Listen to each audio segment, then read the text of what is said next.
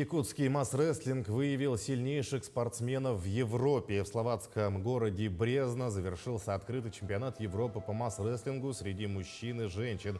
Соревнования длились 3 дня. На помост вышли масс-рестлеры из Словакии, России, Венгрии, Польши, Сербии, Грузии и других стран. Всего более 80 спортсменов. В честь спортивных событий в городе Брезно прямо у входа в муниципальный спортивный комплекс даже открыли якутское СРГ. Коновязь установил якутский мастер Александр Павлов. По итогам всех соревнований сборная России завоевала 12 золотых медалей. Словакия на втором месте, в ее копилке 7 золотых медалей. Затем Венгрия 4 золотых награды.